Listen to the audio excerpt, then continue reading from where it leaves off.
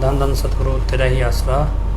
आप देख रहे हैं फेथ वर्सेस वर्डिक्ट। मैं डॉक्टर मोहित इंसान, परम पूजनीय संत डॉक्टर गुरमीत राम रहीम सिंह जी इंसान के अनुयायी, उनकी सोच व सच्चाई इस प्रोग्राम के माध्यम से आप सभी देखते हैं। तो आप सभी का आज के लाइव सेशन में बहुत बहुत स्वागत है। धन धन सतगुरु तेरा ही आसरा। और हमारे निरंतर डिस्कशन जारी है हजूर पिताजी को लेकर, और बहुत सारी उसके बाद हो रही गतिविधियों को लेकर भी जारी है। और इस संबंध में जो भी चीज़ें सामने आ रही हैं वो जैसा जैसा पता लग रहा है वो आपके सामने रख रहे हैं। तो आपके बहुत सारे सवाल रहते हैं, कई लोग आए भी हैं मिलने, सवाल पूछने। तो अगर आपका भी कोई सवाल है, क्योंकि सब लोगों से मिलना संभव नहीं है, फिर भी आप कोई सवाल है तो सवाल आप ज़रूर भेजते रहिएगा। इसके अलावा बहुत सारी चीज़ें हैं जो शायद आपको अब समझ आने लगे धीरे धीरे। पहले नहीं आती थी, क्योंकि कहानियाँ सुनने में बड़ी अच्छी लगती हैं, पर जब मतलब प्रैक्टिकल लाइफ में वो कहानियाँ घटित होती हैं तब वो सुनी कहानियाँ किस काम आती हैं, क्या कुछ है, वो सब पता चलता है। तो आज क्या है कि समझ आ रहा है चीज़ें सबको, जैसे कैसे करके समझ आ रही हैं, और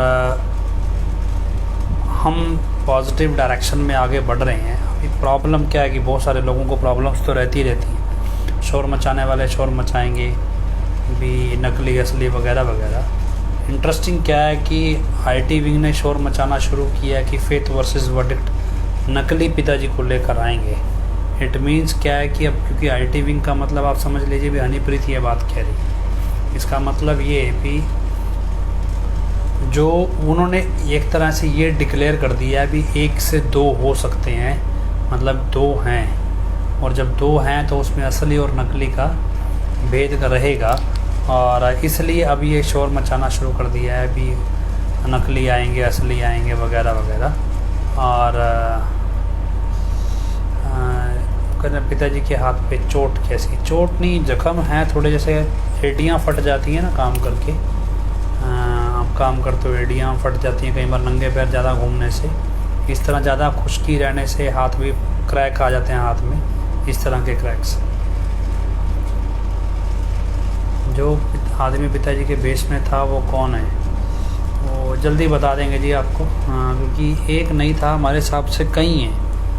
मतलब जो खेलने वाला शख्स है वो कोई और है शायद, जो सत्संग कर रहा है शख्स वो कोई और है, और जो नाम दे रहा है वो कोई और है। तो मालूम नहीं है, हरजिंदर जी पूछ रहे हैं। तो 3 अलग अलग लगते हैं, बाकी हो सकता है एक ही शख्स हो, लेकिन 3 अलग अलग पर्सनैलिटीज़ हमें लगती हैं। बाकी देखते हैं, जब समय आएगा पता चल जाएगा तो कौन सा ज़्यादा दूर है। बहुत सारी चीज़ें हैं, लगातार बढ़ेंगी आगे, और ऐतिहासिक चीज़ें भी आपको समझ आएंगी। क्योंकि क्या है कि प्रैक्टिकल लाइफ क्या है, हम दुनियावी तौर पे लाइफ जीते हैं। समय जिस टाइम चल रहा होता है, जिस टाइम मतलब चल रहा होता है टाइम, कि अभी जैसे मौके पे टाइम चल रहा है, अभी चीज़ों को समझना और तरह से होता है। लेकिन जब ये चीज़ें पुरानी हो जाती हैं, मान लो हम श्यामास्ताना जी महाराज के समय की कोई बात करेंगे, उस समय की चीज़ें उस समय भी ऐसी कुछ घटित हुई होंगी, लेकिन हम लोग क्या करते हैं उसको चमत्कारिक तौर पे प्रस्तुत करते हैं, भी ऐसे ऐसे चमत्कार हुए थे। तो 2 तरह से, एक तो प्रैक्टिकल लाइफ है अभी हम जो जी रहे हैं, उसमें हम चीज़ें लॉजिक ढूंढते हैं अभी अपने काम का भी, ये लॉजिकल बात है, इसका कोई तुक बनता है, इसका नहीं बनता है। लेकिन जब हम प्रैक्टिकल आध्यात्मिक तौर पे है तो बहुत सारी चीज़ें हमें काल्पनिक लगती हैं, भाई ये ऐसे काल्पनिक हो सकता है, ये ऐसे हो सकता है।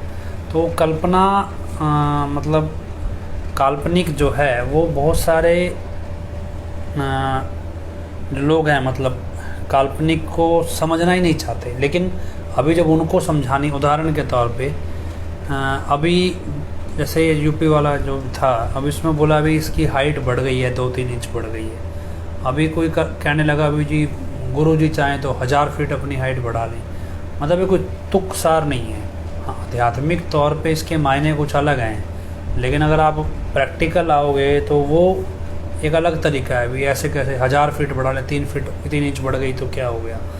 तो ऐसी लोग कैसे देखते हैं इसे, लोग देखते हैं भी नहीं ये काल्पनिक जीवन जी रहे हैं तो ये बेवकूफ़ हैं, पागल हैं, और तर्क के हिसाब से, लॉजिक के हिसाब से चलते हैं, तो लोग थोड़ा प्रैक्टिकलिटी में आते हैं। ऐसे में अब आज की सिचुएशन में क्या है कि बहुत सारे लोग प्रैक्टिकल सोच रहे हैं कि गुरुजी कहीं तो होंगे ही होंगे, और जहाँ होंगे तो कस्टडी में होंगे तो सही सलामत होंगे, या नहीं होंगे उन्हें परेशान भी किया जाता होगा, और उनको खाना कैसा मिलता होगा, पहनने को कैसा मिलता होगा, मिलने तो कोई जाता नहीं है, तो फिर कैसे रहते होंगे, कपड़े वगैरह खुद ही धोते होंगे या कोई और धोता है।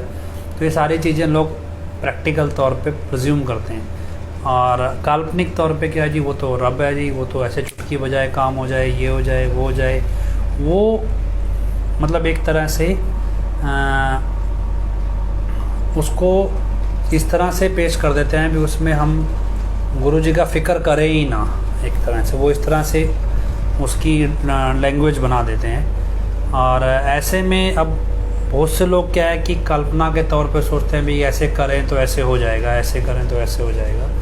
तो वो कल्पना के तो बार बार आप मुझे भी सजेस्ट कर रहे हैं या और मैसेज लोग भेजते हैं, वो काल्पनिक क्या है कि बहुत सारे लोगों की अलग अलग कल्पना है। अब हम सबकी कल्पनाएं तो नहीं प्रिज्यूम करके सब पे चल सकते, तो आप कोशिश करें भी, आप सुमन करें, थोड़ा प्रैक्टिकलिटी में आएँ, तो शायद आपको ज़्यादा बेटर समझ में आए। एक क्या है कि कुछ लोगों का कहना था कि जैसे बहुत से लोगों के साथ कुछ ग्रुप थे, मान लो कई जगह 50 लोग थे, वहाँ 10 लोग अलग हो गए, और वो कहते हैं भी वो लोग ऐसे अलग नहीं हो कि फेथ वर्सेस वर्डिक्ट से अलग हो गए, वो गुरुजी से ही टूट गए। मतलब उनका ये मानना है भी अगर एडम ब्लॉक को गुरुजी सही कह रहे हैं तो फिर गुरुजी ही गलत हैं। ऐसे बहुत से लोग टूट रहे हैं, मतलब वो ना वो डेरे से ही अलग हो रहे हैं, वो अपने आप को आइसोलेट कर रहे हैं। दूसरा क्या है, कुछ लोग ऐसे थे जो फेथ वर्सेस वर्डिक्ट के साथ जुड़े थे, अभी वो क्या है, वो अपने आप को वो जुड़े किस लिए थे, जुड़े थे लेकिन अब वो अपने आप को अलग कर लिया। उन्होंने बोला नहीं जी हम तो यूपी वाले बाबा की बात सुनेंगे। फिर जो दूसरे लोग हैं वो बोलते हैं भी आखिर ऐसा क्या हुआ है, अभी ये लोग अलग क्यों हो रहे हैं, भाई ये समझना क्यों नहीं चाहते, मतलब बाकी लोग जो परेशान हो जाते हैं। तो आपको बताएं क्या है कि व्यक्ति क्या है कि सोशल सिक्योरिटी मांगता है। असल में क्या है कि आम आदमी हमेशा अपने आप से भागता है, वो अपनी कमज़ोरियों से भागता है, वो खुद को पढ़ना नहीं चाहता, उसे खुद नहीं पता होता कि वो खुद कितना कमज़ोर है, लेकिन वो सामने ये दिखाता है कि मैं स्ट्रॉन्ग हूँ। डेरा में लोग, बहुत कम लोग ऐसे आते हैं जो वास्तव में अपना आध्यात्मिक जीवन जीते हैं। जैसे मान लीजिए आप आज भी कुछ भाई आए, उनसे भी यही बात हुई कि आप मान लो आपने ताज़ा नाम लिया है, नाम लेने के बाद आपने सोचा भी मैं महीने में या 6 महीने में एक दिन सत्संग सुन के आऊँगा। तो आप एक दिन सत्संग सुनने आए और हर आपका रूटीन है, अभी हर 6 महीने में एक सत्संग सुनने आते ही आते हैं। फिर एक आपको लगता है अभी, मतलब कई बार क्या होता है, गुरु परीक्षा लेता है, अभी इसने नियम बांधा हुआ है, चलो टेस्ट करके देखते हैं। तो कई बार क्या होता है, सब परिवार में परेशानी आ गई भी, अब सत्संग वाले दिन ही परेशानी आ गई, लेकिन व्यक्ति क्या करता है, वो हिम्मत बांधता है भी नहीं मुझे सत्संग जाना ही जाना है, मैंने अपना नियम नहीं तोड़ना है, तो वो सत्संग जाता है। तो क्या है, वो परेशानी मतलब सतगुरु जायज़ मांग समझ के पूरी कर देता है, अभी तो जायज़ है सत्संग में आने के लिए, इसको परेशान कर रही है, क्यों ना इसे दूर कर दिया जाए। धीरे धीरे उसको इस चीज़ का एहसास होता है कि गुरु मेरा साथ दे रहा है, वो अपना समय और देना शुरू करता है सेवा में या सत्संग में। जैसे जैसे वो समय बढ़ाता है वैसे वैसे परीक्षा के तौर पे काल भी रुकावटें खड़ी करता है, और गुरु भी एक तरह से छोटी छोटी परीक्षाएं लेता रहता है, अभी आपके सामने ऐसी परिस्थिति खड़ी करता है भी आप अपने नियम पे मजबूत हैं या नहीं। और इस तरह से जीवन आगे बढ़ता रहता है। आपके आस पड़ोस के लोग जो आपको नोटिस कर रहे होते हैं, वो ये देखते हैं भी इसके घर में कोई परेशानी आती है, कुछ भी आती है, ये डेरे जाता है और वो परेशानी दूर हो जाती है। और ऐसे ही करते करते लोग आपके उस सुखी जीवन को देख रहे होते हैं, और उसके ज़रिए वो हजूर पिताजी से, डेरे से जुड़ते रहते हैं। और ये तो है आपका आध्यात्मिक जीवन।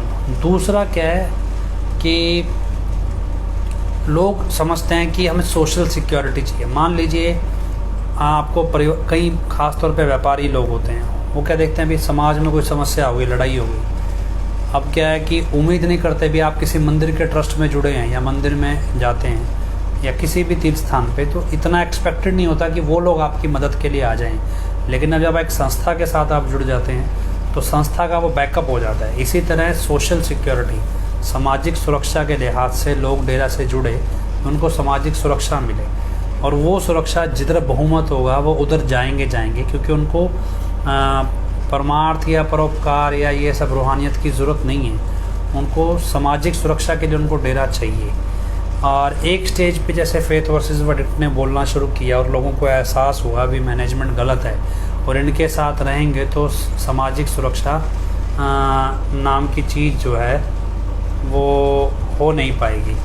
तो इसलिए जब उनको पता लगा भी एडम ब्लॉक गलत है, तब उन्होंने फेथ वर्सेस वर्डिक्ट ज्वाइन किया। लेकिन जब ये नकली बाबा आया और फिर उनको लगा भी मेजॉरिटी एडम ब्लॉक के पक्ष में, तो वही उसी से सोशल सिक्योरिटी के लिए वो वापस से उसी ट्रैक पे चलने लगे। आध्यात्मिक ट्रैक तो ना उनका पहले था ना वो अब है। तो अगर आप कंफ्यूज हो रहे हैं, अभी लोग पहले जुड़े थे, थोड़े बहुत लोग जो फेथ वर्सेस वर्डिक्ट से अलग होकर यूपी वाले बाबा के गुण गाने लगे, वो एक्चुअल में सोशल सिक्योरिटी ढूंढ रहे हैं, वो आध्यात्मिक तरक्की के लिए डेरा से नहीं जुड़े हुए हैं। अब तीसरा पहलू क्या है कि जब लोग समाज सत्संग में आते हैं, सेवा में आते हैं, और पीछे उनकी जो ज़रूरतें हैं, मतलब वो परेशानियां जो उनको सेवा में और सत्संग में आने से रोकती हैं, वो परेशानियां बाय डिफ़ॉल्ट जायज़ मांग समझ के सतगुरु पूरी करता रहता है। लेकिन अब कल को आपके सामने एक 45 मेंबर आता है, वो बोलता है देखो जी मैं मिडिल क्लास था, मैंने सेवा करी, आज मैं करोड़पति बन गया, आज मेरे 4 शोरूम हैं, आज मेरे 10 गाड़ियाँ हैं। तो वो इस तरह से अपने आप को प्रस्तुत करता है। और ऐसे में संगत में जो लोग होते हैं वो क्या समझने लगते हैं भी यार ये बड़े वाला भक्त है। और फिर वो आपको क्या कहते हैं, पिताजी ने कहा है ये सेवा करो, आपको इतने खजाने देंगे, इतने हीरे देंगे, इतने ही देंगे। मतलब समझ के देखिए, यूपी में क्या कहा गया, बेटे जी हम हीरों की खान लेके आए हैं, जो 2 लाख रुपए दे के हमसे स्पेशल मिलेगा उनको हम देंगे। मतलब क्या है कि 2 लाख रुपए में पहले अपॉइंटमेंट लेके आप मिलो, फिर आपको हीरे की खान मिलेगी, वो भी काल्पनिक। मतलब ऑब्वियसली आपको समझ जाना चाहिए भी ये क्या हो रहा है। लेकिन क्या है कि जब 45 हर आदमी शॉर्टकट ढूंढता है, उसे लगता है भी जो सत्संगी शुरू से सत्संग से जुड़ा और सेवा से जुड़ा, उसके घर की परेशानियां ख़त्म हो गई और उसके पास पैसा बहुत आना चाहिए, या उसके पास पैसा बचने लगा, या रहमत सतगुरु की हुई, वो सोचता है भी पैसा बढ़ेगा तो शायद सतगुरु की रहमत है। और 45 मेंबर यही जो जिम्मेवार हैं, ये आपको यही दिखाते हैं भी आप करोड़पति बन जाएंगे, आपके पास इतना पैसा आ जाएगा, एक के बदले 1000 मिल जाएगा। और इस तरह से आपके सामने प्रस्तुत करते हैं रहमत को। और उसमें जो आदमी इस लालच में फिर परमार्थ भी करता है कि मैं पैसा दे दूँ 45 मेंबर की तरह अमीर हो जाऊँगा, वो एक्चुअल में ये नहीं समझता है कि रूहानियत में जायज़ मांग वो है जो आपको भक्ति के रास्ते पे, सत्संग सुनने के रास्ते में रुकावट पैदा करती है, या सेवा के रास्ते में रुकावटें जो आ रही हैं, परेशानियाँ, वो बाय अपने आप ही दूर होंगी। उसे जायज़ मांग कहा जाता है भी ये मांग आपकी पूरी हो जाए ताकि आप सेवा सुमन सत्संग लगातार करते रहें। ये चीज़ें तो समझ में आती हैं। पर अब 45 मेंबर या जिम्मेवार आपको ये कैटेगरी दिखाते हैं भी आप अमीर बन जाएंगे, जैसे वो खुद अमीर बन गए हैं। अब उनको देख के वो लोग जो इस उम्मीद में भी अमीर बनेंगे इसलिए हम डेरे से जुड़े हैं, उनको फिर क्या होता है, वो उनकी हाइब्रिड पर्सनैलिटी है, ना वो इधर के होते हैं ना उधर के। जहाँ बहुमत होगा उस तरफ घुस जाएंगे, वो अलग ही तरह की भक्ति की परिभाषा बना लेंगे। तो ये सब परिभाषाएं भी, करोड़पति बनना भी रहमत होता है, ये सब कुछ है। तो ये चीज़ों से आपको समझ आ जाना चाहिए भी हम किस तरफ चल रहे हैं। तो आप इस चीज़ को जब अपनी लाइफ में उतारेंगे तो आप ये देखिए भी कौन सी ऐसी समस्या है जो आपको सेवा सुमरण और सत्संग सुनने से, सेवा करने से, सुमन करने से रोकती है। वो समस्या अगर आप सेवा सुमन में कोशिश कर रहे हैं, अपना मन मार रहे हैं, तो धीरे धीरे वो समस्या अपने आप दूर होगी। इसे कहते हैं सतगुरु की रहमत, जो जायज़ मांग आपकी पूरी करते रहते हैं बिना आप सत्संगी के कहे, बिना कहे हमारी मांग पूरी होना। अगर आप सोचें भी आप सेवा सुमन करें तो पिताजी आपको करोड़पति बना दें, तो ये आपका माया का स्वार्थ है, जिसे जायज़ मांग नहीं कहा जाता, जो आपका व्यक्तिगत स्वार्थ है। और इन चीज़ों को जब आप समझेंगे तो आपको समझ आएगा कि आप फेथ वर्सेस वर्डिक्ट के साथ जब जुड़े हैं और हम जिस ट्रैक पे चल रहे हैं उसके यही मायने हैं कि हम जायज़ मांग जो है वो हम बताते नहीं है, सतगुरु अपने आप ही दूर कर देता है, और नाजायज़ कुछ मांगते नहीं हैं। आप अपने आप को एनालाइज करें भी आप कहाँ खड़े हैं, भाई हम किस दिशा में खड़े हैं। हम अपना परलोक संवारने आए हैं, समाज को मतलब जो सतगुरु समाज सुधार का काम कर रहे हैं उसमें अपना योगदान हम तो सिर्फ गुरु की कही बताई सेवा पे कर रहे हैं। समाज को कैसे बदलना है कैसे नहीं बदलना ये सब गुरु की जिम्मेदारी होती है।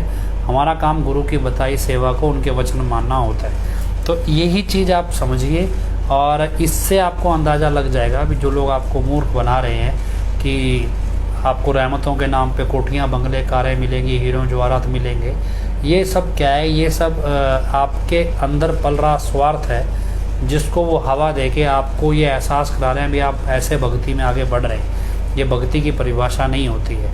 तो ये आपको समझने की ज़रूरत है। इसके अलावा इन दिनों हमने बहुत स्टडी की कुछ चीज़ों पे, इतिहास पे, और इतिहास में पुराना इतिहास भी खंगाला।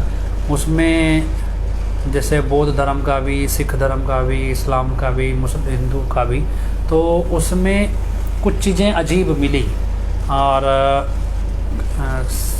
मतलब ऐसे लगता है जैसे बहुत सारी चीज़ें बहुत पहले से घटित हो रही हैं, लेकिन अभी समझ नहीं आ रहा कि वो कैसे घटित हो रही हैं। तो कुछ चीज़ें हम कोशिश करेंगे बहन वीरपाल कौर से ख़ास तौर पे सिख हिस्ट्री को लेके जानने की, कि बहुत सारे कन्फ्यूज़न्स उसमें हमें मिले। और मान लीजिए उदाहरण के तौर पे, जैसे मैंने कल भी बताया था, शायद परसों बात हुई थी, भी गुरु गोविंद सिंह की जो डेथ का है, भी ज्योति ज्योत समाना का समाना, ये एक बड़ा कंट्रोवर्शियल पॉइंट है सिख हिस्ट्री में। और उससे रिलेटेड जो हिस्ट्री प्रेजेंट की गई है वो लॉजिक नहीं है, उसमें चमत्कारिक तरीके से है। और जिस व्यक्ति ने वो हिस्ट्री प्रेजेंट की है वो भी सिख हिस्ट्री में बहुत कंट्रोवर्शियल है, जिसे संतोख सिंह नाम से जाना जाता है, जो जत्थेदार था सबसे पहला जिसने हिस्ट्री लिखी है। तो वो भी बड़ी कंट्रोवर्शियल उसकी स्टोरी है, और उसका कोई नया ग्रंथ भी है, सूरज प्रकाश।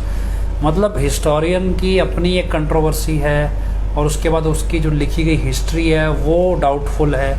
ऐसे में संतों का इतिहास जब डाउटफुल हो तो उसको क्लियर कर लेना चाहिए, करना चाहिए। इससे आपको आगे की बहुत सारी बातें समझ में आ जाएंगी। अब कुछ लोग पूछ रहे हैं अभी गुरुजी कहाँ हैं, कहाँ मिलेंगे, हम भी चलेंगे मिलने। तो वे क्या है कि हम कोई झुपी वाले बाबा की बात नहीं कर रहे जिससे मिलवाने के लिए आपको मिन्नतें करनी पड़े, ज़बरदस्ती पकड़ पकड़ के पंडाल में ले जाना पड़े, जी दर्शन करो, ज़रूरी है, करने ही पड़ेंगे, नहीं करेंगे तो हम आपको डेरे से निकाल देंगे। इस तरह नहीं है। देखिए, हम जिन गुरुजी की बात करते हैं वो डेरा के वास्तविक प्रमुख हैं और हमारे लिए ईश्वर से भी बढ़ के हैं, और उनकी मर्ज़ी से ही काम होता है। हाँ, ऐसा नहीं है भी लोगों की मिन्नतें करनी पड़ेंगी हमें कि उनको दर्शन करवाने के लिए। लोगों को उनकी मर्ज़ी है, उन्होंने वचन किए थे भी संत चाहे तो दर्शन दे, ना चाहे तो जंगलों में जाके बैठ जाए। तो ज़रूरी नहीं है कि आप हमारी या आपकी मर्ज़ी के अनुसार वो दर्शन देंगे। उनकी मर्ज़ी है, जब देना चाहेंगे साथ संगत को देंगे। और बहुत सारी संगत को दर्शन हो भी रहे हैं, और रोज़ 4-5 कॉल्स ऐसे आते हैं, लोग बता रहे हैं भी हमें सुमन में सपने में दर्शन होते हैं और हमसे पिताजी बातचीत करते हैं और हमें ये बताते हैं भी क्या सही है क्या गलत है। तो ये सारी चीज़ें मतलब आपको समझनी चाहिए। मतलब क्या है कि अहंकारी होते हैं लोग, वो क्या बोलते हैं भी मैं करके आऊँगा दर्शन, मेरे को दिखाओ।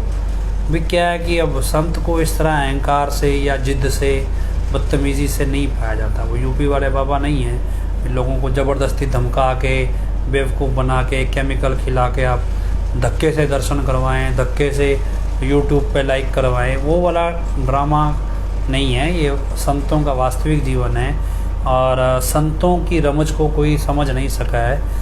और यही चीज़ हम भी इन दिनों हमने बहुत एहसास की है। तो हमारी ये कोशिश है भी हम खोज अपनी जारी रखें, वास्तविक तौर पे हजूर पिताजी सबके सामने हो, इस तरह के प्रयास जारी रखें, और सभी अपने अपने स्तर पे करें। बहुत से लोग पूछते हैं हमें क्या करना चाहिए। देखिए, आप कुछ भी कीजिए, जो करना है उसके आप पहले मन बनाइए भी आपने कुछ करना है, और जब करना है तो उसके लिए आप सुमन कीजिए और हजूर पिताजी के सामने अपने आप को कहिए भी हम आपकी शरण में हैं जी, हमारे को सेवा बख्शो। क्योंकि ऐसा नहीं है अभी अगर आपको आसानी से सेवा मिल गई है तो आप समझो भी आसानी से सेवा मिल गई तो आगे भी मिल जाएगी, ये ज़रूरी नहीं है। संतों का जीवन कोई इतना सरल नहीं होता है, उनकी मर्ज़ी है, वो आपको सेवा बख्शते हैं तो सेवा मिलती है। ऐसा नहीं है भी आप चाहोगे तो आपको सेवा मिल जाएगी। ये तो वचन हैं हजूर पिताजी के भी और परम पिताजी के भी। समय आने पर आपको सेवा शायद ना मिले, कोई आपको सेवा करने ही नहीं देगा, क्योंकि वो खुद सेवा में लोग इतने आगे आ जाएंगे भी आपका नंबर ही नहीं आएगा। लेकिन कुछ लोग इसको उल्ट समझते हैं भी हम तो चौधरी नंबरदार बन जाएंगे, हमारे नीचे नई लेबर आ जाएगी, हम उनको सेवादार समझ लेंगे। ऐसा नहीं है। सेवा जो सतगुरु का दर्शन है ये उनकी सतगुरु संतों की मर्जी से ही होता है। और अब उनकी आप सोचें भी आप अपनी जिद पे अपने पैसे के घमंड में भी मैं तो 50,000 खर्च के 1 लाख रुपए खर्च के 5 लाख खर्च के दर्शन कर लूँगा, ये संभव नहीं है। ये संतों की ज़िंदगी नहीं होती है। ये आपका पैसे का अहंकार बोल रहा है या आपका और कोई अहंकार बोलता है भी आपकी पहुँच है इतनी आप कर लोगे। संतों को इस पहुँच से दबाया डराया या चुकाया नहीं जा सकता। वो किसी के कंट्रोल में नहीं होते, वो जो चाहे वो कर सकते हैं। जो वो कर रहे हैं वो सब उनकी रजा है।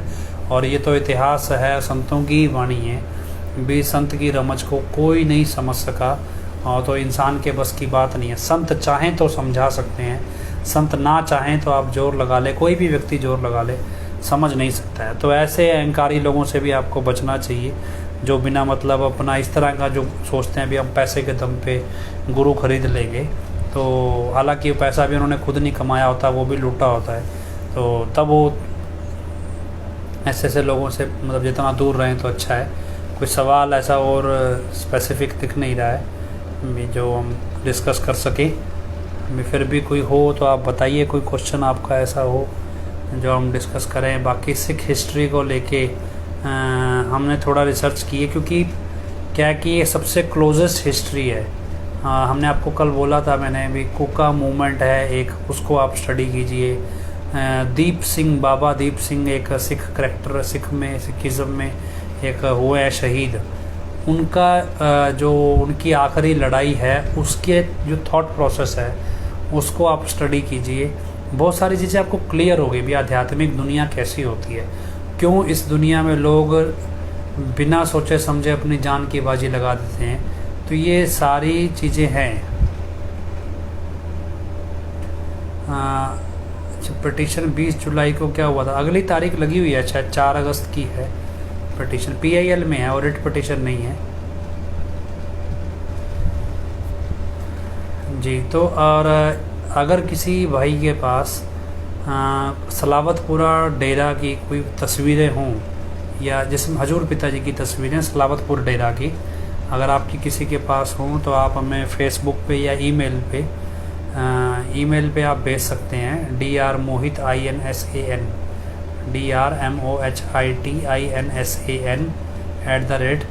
drmohitinsan@gmail.com पे आप भेज दें। अगर किसी के पास सलावतपुर डेरा की हजूर पिताजी की कोई तस्वीरें हों तो वो आप अगर कोशिश करें भेज सकते हैं तो ज़रूर भेजें। सलावतपुर डेरा की भी हों, कोई पुरानी फ़ोटोज़ पड़ी हों तो वो भेजना चाहें तो वो भी भेज सकते हैं जी। सुनारिया में हमारी जानकारी के मुताबिक हजूर पिताजी नहीं है। बाकी देखो पुष्टि हम किसी चीज़ की नहीं करते, लेकिन जो हमें पता लग रहा है, थोड़ा हमें लगता है भी ये चीज़ यकीन करने लायक है और कुछ इस तरह के तथ्य मिलते हैं, वो हम आपके सामने रख रहे हैं। पंचकुला कोर्ट से डेरा प्रेमियों को बरी कर दिया गया जी। वो अभी कोई एक FIR का शायद होगा, में ऐसे ओवरऑल नहीं है, कोई एक ही FIR में कोई होगा, क्योंकि पहले भी कुछ लोग बरी हुए हैं। तो जो लोग नाजायज़ जैसे हज़ारों की गिनती में उठा लिए गए थे तो उनको बरी किया जा रहा है। वो तो बरी होने ही थे क्योंकि सबूत नहीं है उनके खिलाफ़ जी। तो गुरुजी से मुलाकात कब होगी, जब भी जैसा भी होगा हम आपको बता देंगे। जितनी जानकारी जब हम कोई अपनी तरफ से छुपा के तो नहीं रखते हैं, जो हमारे पास होते हैं हम साथ साथ आपको बताते चलते हैं। तो जो भी आएगा हम आपको साथ साथ बता देंगे। बाकी और कोई जानकारी होगी तो जैसे भी बैन वीरपाल कौर को हम लाइन पे दे लेते हैं। तो उनसे हम सिख इतिहास के बारे में जानेंगे कुछ। तो एक पूछ रहे हैं भी, अगर मौत के समय यूपी वाले बाबा आ गए तो क्या करेंगे? जी, यूपी वाले बाबा पहले अपनी मौत का इंतज़ार करने में लगे हुए हैं, वो हमारी मौत पे क्यों आएंगे। तो खैर, बहन वीरपाल कौर लाइन पे, तो आप उन्हें सुनिए जी। नंदन सतगुरु तेरा ही आसरा। हाँ जी बिल्कुल,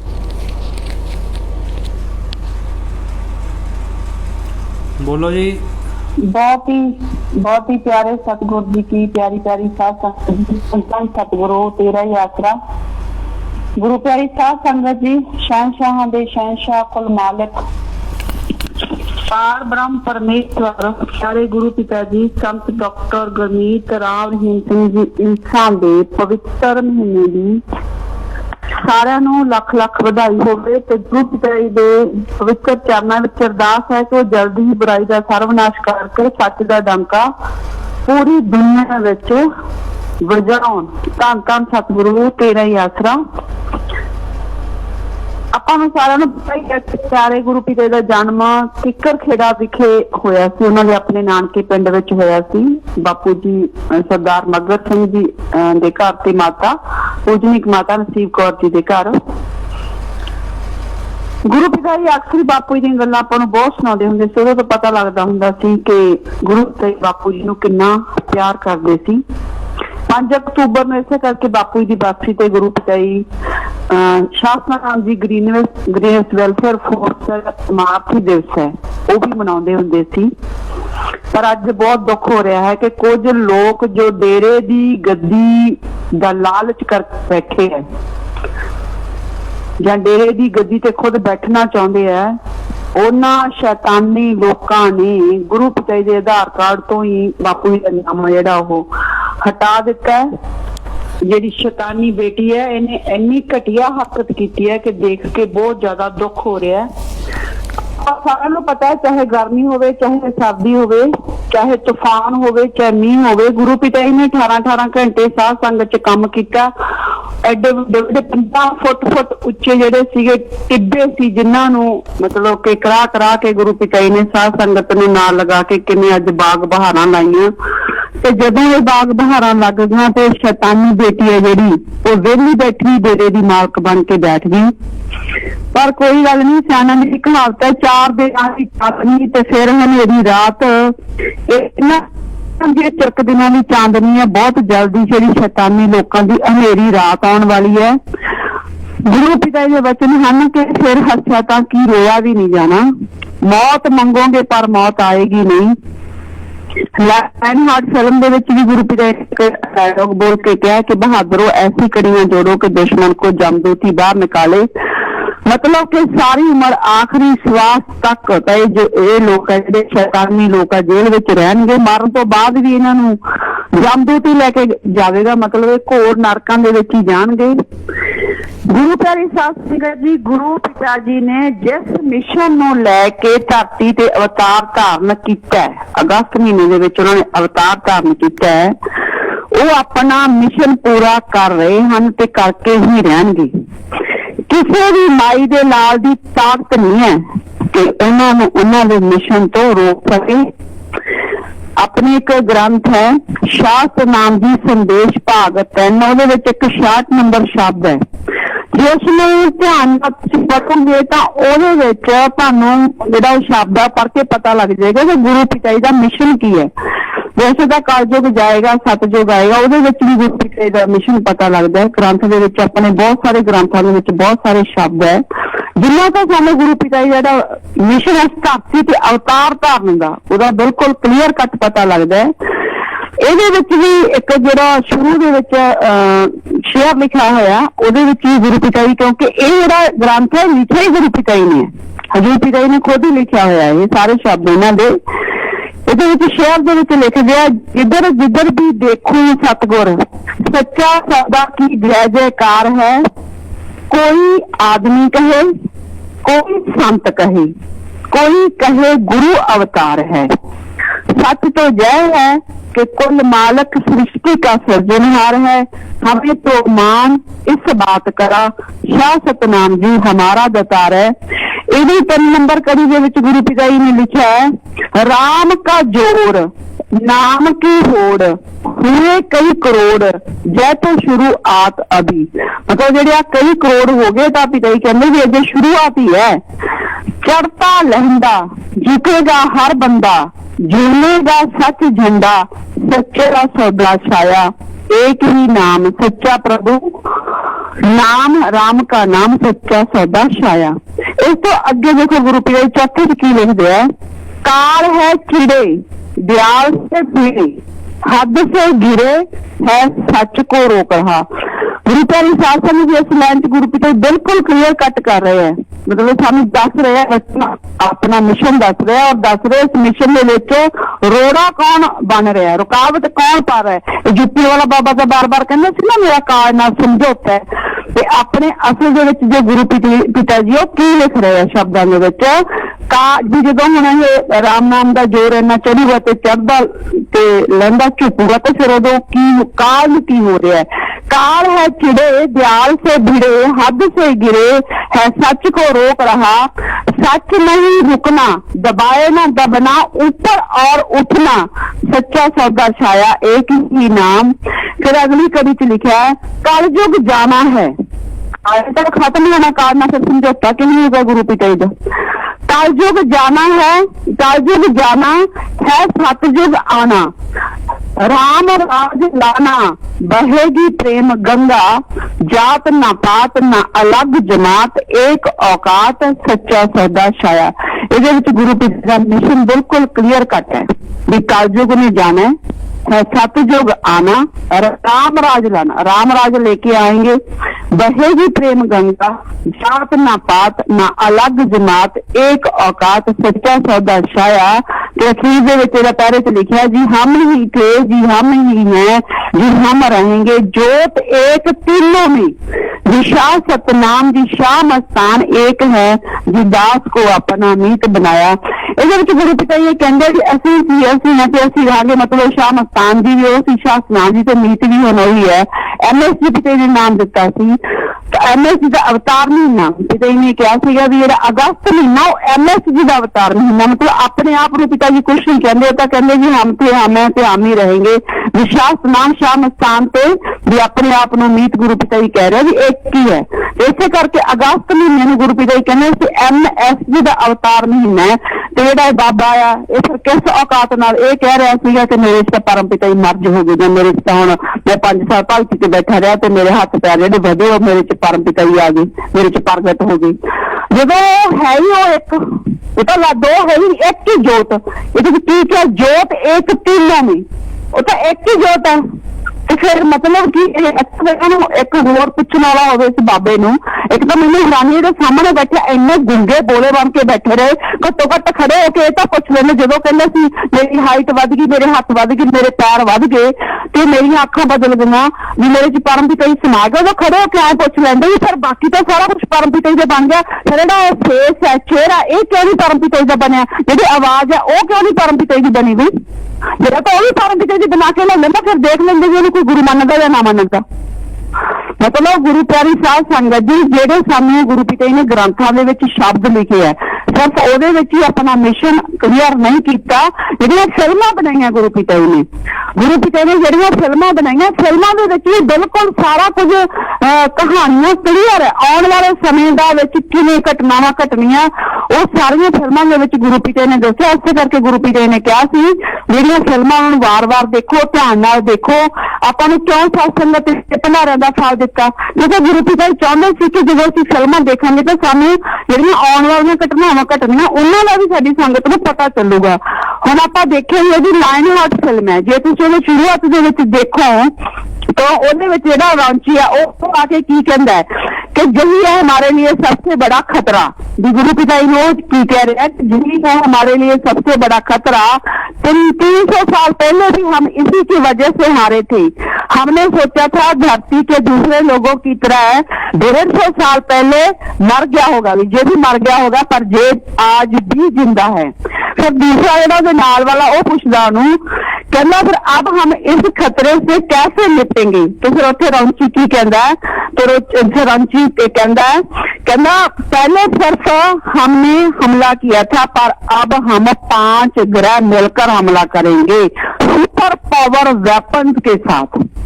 तो गुरु प्यारे साहब संगत जी तो की क्लियर हो रहा भी 300 साल पहला 300 साल पहला भी गुरु पिता जी ने कहा गया भी लाइन हार्ट ਦੇ ਵਿੱਚ जो पिता जी भी 300 साल पहला भी ਇਹ ਜਿੰਦਾ मतलब यही सी ਜਿਹਦੇ ਨਾਲ ਰੌਂਚੀ ਕਰਦਾ ਉਹ ਮੈਂ ਕੱਲਾ ਸੀ ਕੱਲੇ ਨਹੀਂ ਇਹਦੇ ਨਾਲ मतलब ਕਿ ਨਿਪਟਿਆ ਪਰ ਹੁਣ ਅਸੀਂ ਇਹਦੇ ਨਾਲ ਸੁਪਰ ਪਾਵਰ ਵੈਪਨ ਦੇ ਨਾਲ ਨਿਪਟਾਂਗੇ ਤੇ 4 ਗ੍ਰਹਿ ਹੈ ਜਿਹੜੇ ਹੁਣ ਇਕੱਠੇ ਹੋ ਗਏ मतलब 5 ਜਿਹੜੀਆਂ ਵੱਡੀਆਂ ਸੁਪਰੀਮ ਪਾਵਰ ਹੈ ਉਹ ਗੁਰੂ ਪਿਤਾ ਜੀ ਦੇ ਖਿਲਾਫ ਖੜੀਆਂ ਹੋ ਗਈਆਂ। ਪਰ ਜੇ ਅਸੀਂ ਦੇਖੀਏ ਵੀ ਫਿਰ ਉਸ ਤੋਂ ਬਾਅਦ ਲਾਈਨ ਫਿਲਮ ਦੇ ਵਿੱਚ ਗੁਰੂ ਪਿਤਾ ਜੀ 300 ਸਾਲ ਪੁਰਾਣੀ ਇੱਕ ਕਹਾਣੀ ਲੈ ਜਾਂਦੇ ਜਿਹਦੇ ਵਿੱਚ ਇੱਕ ਸੈਨਾਪਤੀ ਦਿਖਾਉਂਦੇ ਆ ਜੋ ਬਹੁਤ ਯੋਧਾ ਤੇ ਅਖੀਰ ਦੇ ਵਿੱਚ ਉਹੀ ਸੈਨਾਪਤੀ ਆਪਣੀ ਧਰਤੀ ਮਾਂ ਦੀ ਰੱਖਿਆ ਕਰਦਾ ਹੋਇਆ ਧਰਤੀ ਰਕਸ਼ਕ ਬਣ ਜਾਂਦਾ ਹੈ। ਤੇ ਅਗਰ ਅਸੀਂ ਇਤਿਹਾਸ ਦੀ ਗੱਲ ਕਰੀਏ ਤਾਂ ਭਾਰਤ ਦੇਸ਼ ਦੇ ਵਿੱਚ 300 ਸਾਲ ਪਹਿਲਾਂ ਲਗਭਗ 300 ਸਾਲ ਪਹਿਲਾਂ ਜੇ ਕੋਈ ਗੁਰੂ ਪੀਰ ਅਵਤਾਰ ਜਾਂ ਯੋਧਾ ਇਸ ਧਰਤੀ ਦੀ ਰੱਖਿਆ ਕਰਨ ਵਾਸਤੇ ਜਿਵੇਂ ਫਿਲਮ ਦੇ ਵਿੱਚ ਦਿਖਾਇਆ ਹੈ ਕਿ ਜਿਹੜੇ ਮੁਸਲਮਾਨ ਆ ਉਹ ਜਿਹੜੇ ਸੀਗੇ ਲੜਕੀਆਂ ਨੂੰ ਉਠਾ ਕੇ ਲੈ ਜਾਂਦੇ ਸੀ ਤੇ ਉਹਨਾਂ ਦੀ ਰੱਖਿਆ ਕੀਤੀ ਜਾਂਦੀ ਸੀ। ਤਾਂ ਅਗਰ ਅਸੀਂ ਉਸ 300 ਸਾਲ ਪਹਿਲਾਂ ਦੀ ਗੱਲ ਕਰਾਂਗੇ ਤਾਂ ਸਾਡੀ ਇਸ ਭਾਰਤ ਦੀ ਧਰਤੀ ਤੇ ਇੱਕੋ ਹੀ ਗੁਰੂ ਪੀਰ ਅਵਤਾਰ ਹੋਇਆ ਯੋਧਾ ਹੋਇਆ ਸਾਹਿਬ ਸ਼੍ਰੀ ਗੁਰੂ ਗੋਬਿੰਦ ਸਿੰਘ ਜੀ। ਉਹਨਾਂ ਦਾ ਅਵਤਾਰ ਹੋਇਆ ਉਹਨਾਂ ਨੇ ਹੀ ਜਿਹੜਾ ਹੈਗਾ ਜ਼ੁਲਮ ਦਾ ਖਾਤਮਾ ਕੀਤਾ। ਉਹਨਾਂ ਨੇ ਡਟ ਕੇ ਮੁਕਾਬਲਾ ਕੀਤਾ ਉਹ ਝੁਕੇ ਨਹੀਂ ਕਿਸੇ ਦੇ ਅੱਗੇ। ਉਹ ਤਾਂ ਕੀ ਉਹਨਾਂ ਦੇ ਛੋਟੇ ਛੋਟੇ ਬੱਚੇ ਵੀ ਜਿਹੜੇ ਉਹ ਝੁਕੇ ਨਹੀਂ ਹੈ। ਧਰਮ ਦੀ ਸਥਾਪਨਾ ਉਹਨਾਂ ਨੇ ਕੀਤੀ ਹੈ। ਹਾਂ ਕ੍ਰਿਸ਼ਨ ਜੀ ਨੇ ਵੀ ਜਦੋਂ मतलब ਕਿ ਗੀਤਾ ਦਾ ਉਪਦੇਸ਼ ਦੇ ਰਹੇ 6ਵੇਂ ਅਧਿਆਏ ਦੇ ਵਿੱਚ ਕ੍ਰਿਸ਼ਨ ਜੀ ਵੀ ਕਹਿ ਰਹੇ ਨੇ ਜਦੋਂ ਇਸ ਧਰਤੀ ਤੇ ਅਧਰਮ ਵਧੂਗਾ ਤਾਂ ਧਰਮ ਦੀ ਰੱਖਿਆ ਦੇ ਵਾਸਤੇ ਸੱਚ ਦੀ ਰੱਖਿਆ ਦੇ ਵਾਸਤੇ ਕਹਿੰਦੇ ਨੇ ਉਦੋਂ ਹੀ ਅਵਤਾਰ ਲਊਂਗਾ। ਤਾਂ ਉਹ ਜਦੋਂ मतलब ਧਰਤੀ ਦੇ ਉੱਤੇ ਪਾਪ ਜ਼ਿਆਦਾ ਵੱਧ ਜਾਂਦੇ ਜਦੋਂ ਜ਼ਿਆਦਾ ਅਧਰਮੀ ਲੋਕ ਇਕੱਠੇ ਹੋ ਜਾਂਦੇ ਆ ਤਾਂ ਜਿਹੜੀਆਂ ਰੂਹਾਂ ਹੁੰਦੀਆਂ ਉਹ ਪੁਕਾਰਦੀਆਂ ਜਦੋਂ ਜਾ ਕੇ ਸਤਿਗੁਰ ਦੇ ਅੱਗੇ ਅਕਾਲ ਪੁਰਖ ਦੇ ਅੱਗੇ ਤਾਂ ਉਹ ਕਿਸੇ ਨਾ ਕਿਸੇ ਰੂਪ ਦੇ ਵਿੱਚ ਆਪਣੇ ਕਿਸੇ ਪਿਆਰੇ ਨੂੰ ਇਸ ਧਰਤੀ ਤੇ ਭੇਜਦੇ ਆ ਜਿਹੜੇ ਕਿ ਬੁਰਾਈ ਖਤਮ ਕਰ ਦਿੰਦੇ ਜੜ ਤੋਂ ਬੁਰਾਈ ਨੂੰ ਖਤਮ ਕਰ ਦਿੰਦੇ ਆ ਤੇ ਫਿਰ ਜਿਹੜਾ ਸੱਚ ਦਾ ਰਾਜ ਸਥਾਪਿਤ ਹੁੰਦਾ। ਸਾਹਿਬ ਸ਼੍ਰੀ ਗੁਰੂ ਗੋਬਿੰਦ ਸਿੰਘ ਜੀ ਦਾ ਜਨਮ ਮਤਲਬ ਉਹਨਾਂ ਦੀ ਜੋ ਜਨਮ ਸਾਖੀ ਹੈ ਉਹਨਾਂ ਦੇ ਬਚਿੱਤਰ ਨਾਟਕ ਇੱਕ ਲਿਖਿਆ ਹੋਇਆ ਉਹਨਾਂ ਦੇ ਵਿੱਚ ਉਹਨਾਂ ਦੀ ਜਨਮ ਸਾਖੀ ਬਾਰੇ ਉਹਨਾਂ ਨੇ ਕੀ ਲਿਖਿਆ ਥੋੜਾ ਜਿਹਾ ਉਹਨਾਂ ਦੇ ਜਨਮ ਬਾਰੇ ਵੀ ਦੱਸਿਆ ਜਾਵੇਗਾ ਤੇ ਉਸ ਤੋਂ ਬਾਅਦ ਉਹਨਾਂ ਦਾ ਜੋ ਜੀਵਨ ਦਾ ਜਾਣ ਦਾ ਢੰਗ ਕੀ ਸੀ ਉਹ ਵੀ ਸਾਰੇ ਨਾਲੋਂ ਨਿਰਾਲਾ ਹੈ ਅਲੱਗ ਹੈ। ਇੱਕ ਸਾਹਿਬ ਸ਼੍ਰੀ ਗੁਰੂ ਗੋਬਿੰਦ ਸਿੰਘ ਜੀ ਅਜਿਹੇ ਗੁਰੂ ਹੋਏ ਜਿਨ੍ਹਾਂ ਨੇ ਆਪਣੀ ਜੀਵਨੀ ਆਪ ਲਿਖੀ ਹੈ। ਬਚਿੱਤਰ ਨਾਟਕ ਜੇ ਤੁਸੀਂ ਪੜ੍ਹੋਗੇ ਤਾਂ ਉਹਦੇ ਵਿੱਚ ਉਹਨਾਂ ਨੇ ਆਪਣੀ ਜੀਵਨੀ ਆਪ ਲਿਖੀ ਹੈ। ਤਾਂ ਉਹਨਾਂ ਨੇ ਸਭ ਤੋਂ ਪਹਿਲਾਂ ਗੁਰੂ ਅਵਤਾਰ ਦੀ ਗੱਲ ਕੀਤੀ ਹੈ। ਉਹਨਾਂ ਦਾ ਭਾਗ ਪਹਿਲਾ ਹੈ ਗੁਰੂ ਅਵਤਾਰ ਉਹਦੇ ਵਿੱਚ ਇਹ ਲਿਖਦੇ ਆ ਵੀ ਜਦ ਕਦੀ ਧਰਮ ਦੀ ਹਾਨੀ ਹੁੰਦੀ ਹੈ ਤਾਂ ਸ੍ਰਿਸ਼ਟੀ ਵਿੱਚ ਹਾਹਾਕਾਰ ਮਚ ਜਾਂਦੀ ਹੈ। ਸਤੋ ਗੁਣੀ ਭਲੇ ਸੱਤ ਪੁਰਸ਼ ਦੁਖੀ ਹੋ ਕੇ ਪਰੋਖੇ ਜਾ ਬੈਠਦੇ ਹਨ ਤੇ ਰਾਖਸ਼ ਬੁੱਧੀ ਰਜੋ ਤੇ ਤਮੋ ਗੁਣੀ ਮਹਾ ਅਪਵਾਦੀਆਂ ਜ਼ਾਲਮਾਂ ਦੀ ਜਿੱਥੇ ਕਿਤੇ ਟੂਟੀ ਬੋਲਦੀ ਹੈ। ਜਦ ਇਸ ਤਰ੍ਹਾਂ ਘੋਰ ਜ਼ੋਰ ਜ਼ੁਲਮ ਤੇ ਪਾਪ ਦੀ ਕਾਲੀ ਬੋਲੀ ਹਨੇਰੀ ਚੜ੍ਹਦੀ ਹੈ ਤਾਂ ਉਹ ਦ੍ਰਿਸ਼ਟ ਸਤ ਚਿੱਤ ਆਨੰਦ ਨਿਰੰਕਾਰ ਜਿਸ ਦੇ ਆਸਰੇ ਧਰਮ ਧੌਲ ਖੜਾ ਹੈ ਆਪਣੇ ਨੂਰ ਦੀ ਬਿਜਲੀ ਲਿਸ਼ਕਾਉਂਦਾ ਹੈ ਜਿਸ ਨੇ ਪਾਪੀਆਂ ਜ਼ਾਲਮਾਂ ਨੂੰ ਭੈ ਅਤੇ ਸੱਤ ਪੁਰਖਾਂ ਨੂੰ ਉਸ ਦੀ ਹੋਂਦ ਦੀ ਧੀਰਜ ਵੱਧ ਜਾਂਦੀ ਹੈ।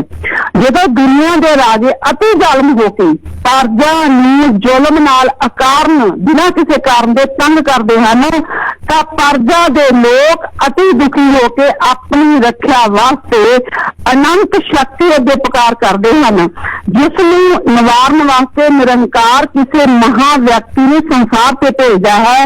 ਹੁਣ ਅਜਿਹਾ ਹੀ ਸਮਾਂ ਸੀ ਜਦ ਕਿ ਹਿੰਦੂ ਪਰਜਾ ਔਰੰਗਜ਼ੇਬ ਦੇ ਜ਼ੁਲਮ ਰਾਜ ਹੇਠਾਂ ਬੜੀ ਦੁਖੀ ਸੀ।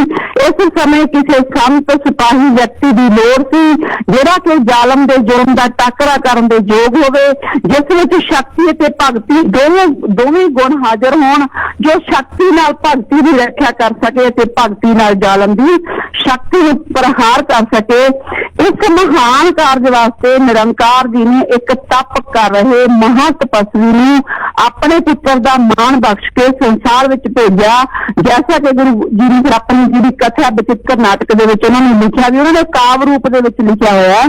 ਉਹਦੇ ਵਿੱਚ ਸ਼੍ਰੀ ਮੁੱਖ ਵਾਕ ਚੌਪਾਈ ਸ਼ੁਰੂ ਦੇ ਵਿੱਚ ਲਿਖਦੇ ਆ, अब मैं अपनी कथा बखानो तप साधत जह दीदी मोह आनो हीन कुंट पर्वत है जहाँ सप्त श्रृंग सोबत है तहाँ। कहने भी सप्त श्रृंग पर्वत है, ਇਹਦੇ ਵਿੱਚ ਜਿੱਥੇ ਪਾਂਡਵ ਰਾਜ ਨੇ ਯੋਗ ਕਮਾਇਆ ਸੀ, ਜਿਹੜੇ ਪਾਂਡਵ ਹੋਏ ਸੀ ਉਹਨਾਂ ਦੇ ਰਾਜੇ ਨੇ ਯੋਗ ਕਮਾਇਆ ਸੀ, ਉੱਥੇ ਹੀਮਕੁੰਟ ਚੋਟੀ ਤੇ ਕਹਿੰਦੇ ਅਸੀਂ ਬਹੁਤ ਤਪੱਸਿਆ ਕਰਕੇ ਨਿਰੰਕਾਰ ਨਾਲ ਇੱਕ ਰੂਪ ਹੋ ਗਏ ਸੀ। ਫਿਰ ਕਹਿੰਦੇ ਵੀ ਸप्त श्रृंग कहे नाम कहावा पंड राज जह योग कमावा कहे हम अधिक तपस्या साधी महाकाल काल का राधी। फिर अगे लिख दिया ए विध कार्त तपस्या भयो द्वैत एक रूप है गयो तात मातम और अलख अराधा बहु विध योग साधना साधा तिन जो करी अलख की सेवा ताते भय प्रसन्न गुरुदेवा तिन प्रभ जब आए स्नेह दिया तब हम जन्म कलु में लिया कितना दियो हमरो आवन कह चुदी रही सरत प्रभ चरणन में जो त्यो प्रभ हमको समझायो कह के ए लोक पठायो। इतने गुरु जी कहते जेडे साडे मतलब माता जी सी गुजरी जी ते पिता गुरु तेग बहादुर जी सी उन्होंने अपने घर पुत्र प्राप्ति वास्ते अकाल पुरख की बहुत आराधना की।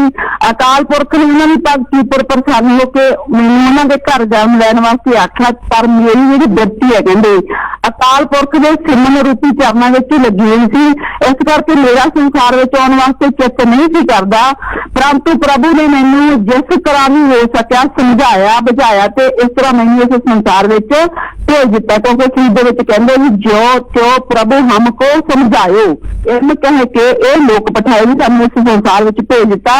अकाल पुरख जी ने समझाया कि जितने भी अगे मैं वड्डे वड्डे पीर पैगंबर ते अवतार भेजे हैं वो सारे अपना नाम ही जपाने में लग पे, किसे किसे ने भी सतनाम परमेश्वर का नाम नहीं जपाया, सारे अपने आप में ही लग पे, पार ब्रह्म किसी ने ना पछाणिया।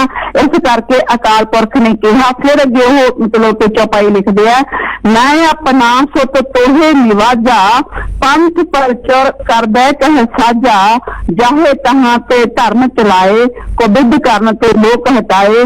कह मैं तेनू कहंदे भी परमात्मा मैनू कहंदा भी मैं तेनू अपने पुत्र का सन्मान दे के एक पंथ साजन वास्ते भेजदा हां, उत्थे जगत विच जाके धर्म का रास्ता तोड़ो ते खोटे कर्म करन तो लोकां नू हटाओ।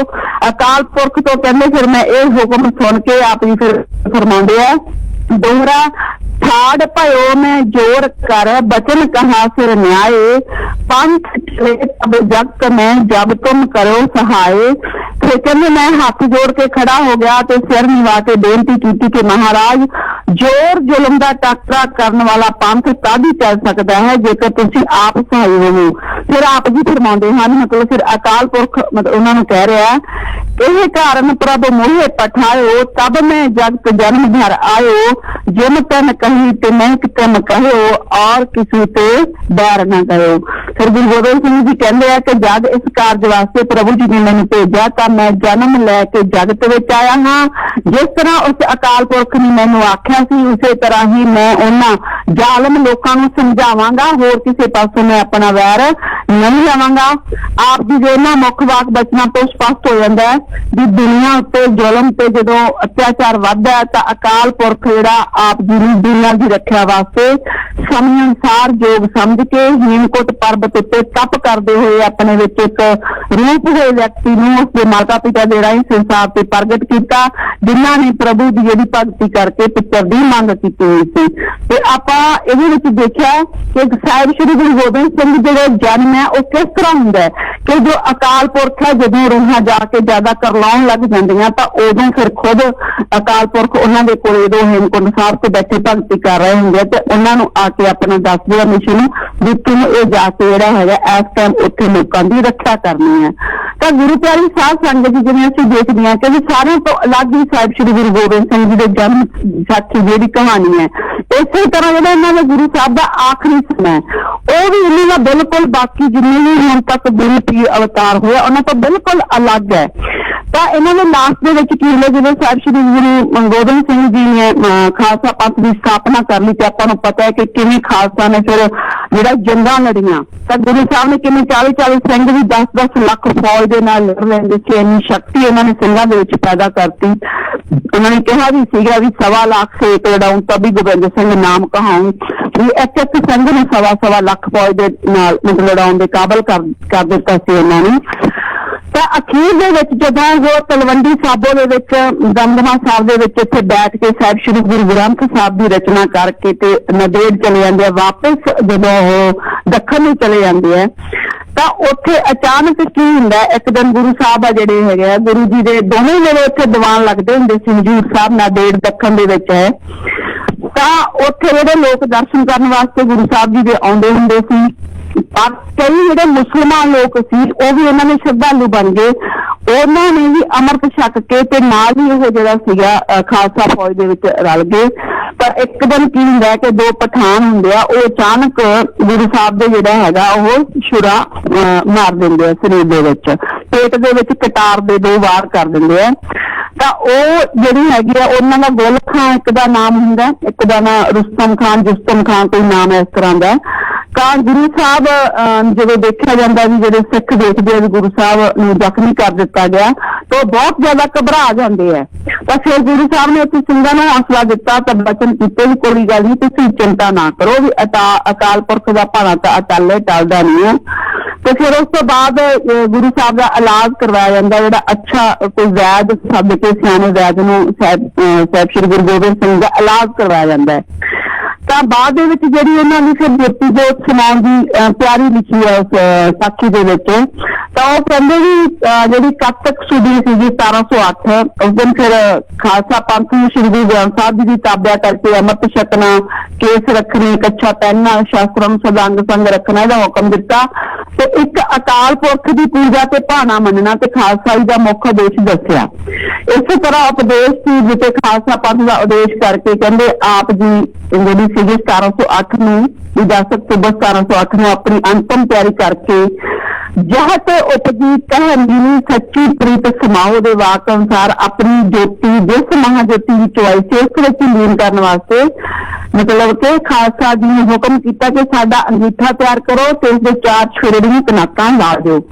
ਤਾਂ ਇਹਨਾਂ ਦਾ ਹੁਕਮ ਮੰਨ ਕੇ ਗੁਰੂ ਸਾਹਿਬ ਦਾ ਸਿੰਘਾਂ ਨੇ ਇੱਕ ਚੰਦਨ ਦਾ ਅੰਗੀਠਾ ਤਿਆਰ ਕਰ ਲਿਆ ਤੇ ਉਹਦੇ ਆਲੇ ਦੁਆਲੇ ਇਹਨਾਂ ਨੇ ਜਿਹੜੀਆਂ ਕਨਾਕਾਂ ਲਾਤੀਆਂ।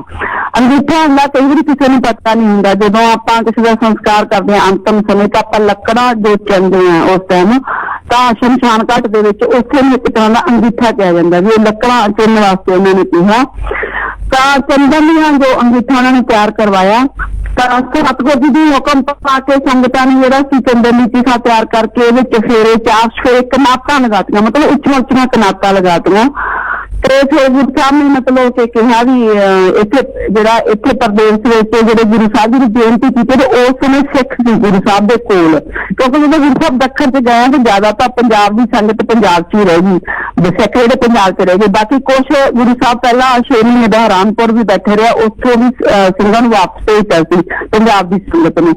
ਤਾਂ ਉਸ ਸਮੇਂ ਗੁਰੂ ਸਾਹਿਬ ਕੋਲ ਬਹੁਤ ਥੋੜੀ ਸੰਗਤ ਸੀ, ਤਾਂ ਜਿਹੜੀ ਉਸ ਟਾਈਮ ਸੰਗਤ ਬੈਠੀ ਸੀ ਤਾਂ ਉਸ ਟਾਈਮ ਸੰਗਤ ਨੇ ਵੀ ਫਿਰ ਗੁਰੂ ਸਾਹਿਬ ਅੱਗੇ ਬੇਨਤੀ ਕੀਤੀ ਸੀਗੀ ਵੀ ਇੱਥੇ ਪ੍ਰਦੇਸ਼ ਵਿੱਚ, ਕਿਉਂਕਿ ਉਹ ਪੰਜਾਬ ਤੋਂ ਅਲੱਗ ਇੱਕ ਦੇਸ਼ ਮੰਨਿਆ ਜਾਂਦਾ ਸੀ ਦੱਖਣ ਵਾਲਾ ਜਿਹੜਾ ਮਹਾਰਾਸ਼ਟਰ ਦਾ ਏਰੀਆ ਸੀ, ਇੱਥੇ ਮਰਾਠਿਆਂ ਦਾ ਰਾਜ ਸੀ। ਜਾਂ ਉਸ ਟਾਈਮ ਤਾਂ ਸਾਰਾ ਪੂਰੀ ਇੰਡੀਆ ਦੇ ਵਿੱਚ ਔਰੰਗਜ਼ੇਬ ਦਾ ਹੀ ਰਾਜ ਸੀ, ਹੈਦਰਾਬਾਦ ਰਿਆਸਤ ਚ ਆਉਂਦਾ ਸੀ, ਪੰਜਾਬ ਰਿਆਸਤ ਅਲੱਗ ਆਉਂਦੀ ਸੀ। ਤਾਂ ਫਿਰ ਉੱਥੇ ਬੇਨਤੀ ਕੀਤੀ ਸਿੱਖ ਜਿਹੜੇ ਬੈਠੇ ਸੀ ਵੀ ਇੱਥੇ ਪ੍ਰਦੇਸ਼ ਵਿੱਚ ਸਾਨੂੰ ਤੁਸੀਂ ਕਿਹਦੇ ਆਸਰੇ ਛੱਡ ਕੇ ਜਾ ਰਹੇ ਹੋ, ਵੀ ਹੁਣ ਅਸੀਂ ਕਿਸ ਦੇ ਦਰਸ਼ਨ ਕਰਕੇ ਕਿਹਦਾ ਮਤਲਬ ਉਪਦੇਸ਼ ਲਵਾਂਗੇ। ਤਾਂ ਫਿਰ ਸਿੰਘਾਂ ਦੀ ਬੇਨਤੀ ਸੁਣ ਕੇ ਫਿਰ ਆਪ ਜੀ ਨੇ ਸਾਰਿਆਂ ਵੱਲ ਦੇਖਿਆ, ਫਿਰ ਉਹਨਾਂ ਨੇ ਕਿਹਾ ਵੀ ਤੁਸੀਂ ਵੀ ਪਿਆਰੇ ਸਿੰਘੋ ਵੀ ਈਸ਼ਵਰ ਦੀ ਮਰਿਆਦਾ ਅਨੁਸਾਰ ਜਿਹੜਾ ਇਹ ਸਰੀਰ ਹੈ ਤਾਂ ਮਿਲਦਾ ਤੇ ਵਿਛੜਦਾ ਹੀ ਰਹਿੰਦਾ ਹੈ, ਇਸ ਸਰੀਰ ਦਾ ਪਿਆਰ ਕਦੀ ਨਹੀਂ ਮਿਲਦਾ, ਵੀ ਇਹ ਤਾਂ ਬੇਨਸਨਹਾਰ ਹੈ। ਸ਼੍ਰੀ ਗੁਰੂ ਗ੍ਰੰਥ ਸਾਹਿਬ ਜੀ ਦੀ ਬਾਣੀ ਸਾਡਾ ਹਿਰਦਾ ਹੈ, ਰਾਤ ਦਿਨ ਇਸ ਨਾਲ ਮਿਲ ਕੇ ਹਰੀ ਪ੍ਰਭੂ ਦੇ ਗੁਣਾਂ ਵਿੱਚ ਆਪਣੇ ਆਪ ਨੂੰ ਜੋੜਨਾ, ਇਸ ਨੂੰ ਆਪਣੀ ਹੱਥ ਪੱਤ ਦਾ ਸਹਾਈ ਤੇ ਜਮਾਂ ਦਾ ਦੁੱਖ ਨਾਸ਼ ਕਰਨ ਵਾਲਾ ਜਾਣਨਾ, ਜੋ ਮੰਗੋਗੇ ਇਹਨਾਂ ਤੋਂ ਪ੍ਰਾਪਤ ਹੋਵੇਗਾ। ਜੈਸਾ ਕਿ ਵੱਡੇ ਗੁਰੂ ਸਾਹਿਬ ਜੀ ਦਾ ਵਾਕ ਹੈ, ਬਾਣੀ ਗੁਰੂ ਗੁਣ ਹੈ ਬਾਣੀ ਵਿੱਚ ਬਾਣੀ ਅੰਮ੍ਰਿਤ ਸਾਰੇ, ਗੁਰਬਾਣੀ ਕਹੇ ਸੇਵਕ ਜਨ ਮਨ ਹੈ ਪਰ ਤੱਕ ਗੁਰੂ ਨਸਤਾਰੇ।